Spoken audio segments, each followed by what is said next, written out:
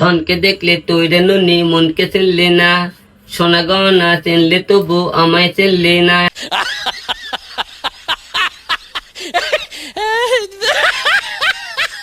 ধন নেই বলে দূরে ঠেলে দিলে একা করে গেলে চলে, ধন হইলে তার মন থাকে না তুই কি করে।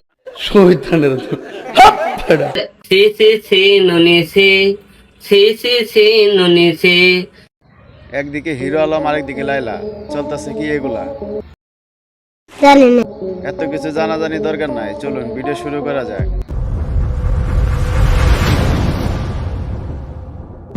হ্যালো ভিউয়ার্স, আপনাদের ভালোবাসায় অল্প অল্প করে একটু এগিয়ে যাচ্ছি। আপনারা পাশে থাকবেন সবসময়, লাইক শেয়ার কমেন্ট সাবস্ক্রাইব করে পাশে থাকবেন।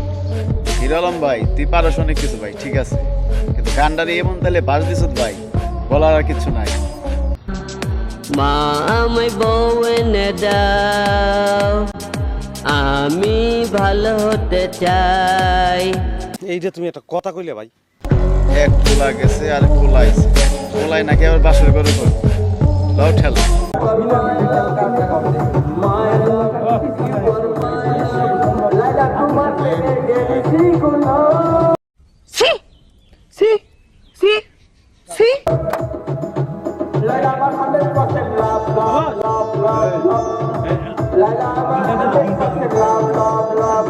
সবকিছু নিয়ে পাগলামি করা আসলে ঠিক না, কারণ ও যেরকম বললো যে বিষ খেয়ে ফেলবো বা বিষ তালা থেকে লাভ, এগুলো তো ভয়াবহ একটা জিনিস, এগুলো করা উচিত না।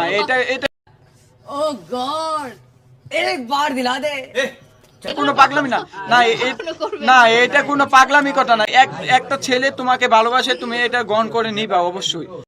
বেশি কথা কিন্তু আমি পছন্দ করি না। লাইলা যদি বলে যে বাসরটা আমার বাসায় হবে, আমি তো ওনাকে ভালোবাসি, ওনার তো আমি একটা কথাও থাকতে পারি না, তাই না? তো অবশ্যই ওনার বাসায় বাসর করব। এক থাপ্পড়ে তোর বাপের নাম ভুলিয়ে দিতা। এইটা কি কোনো কথা?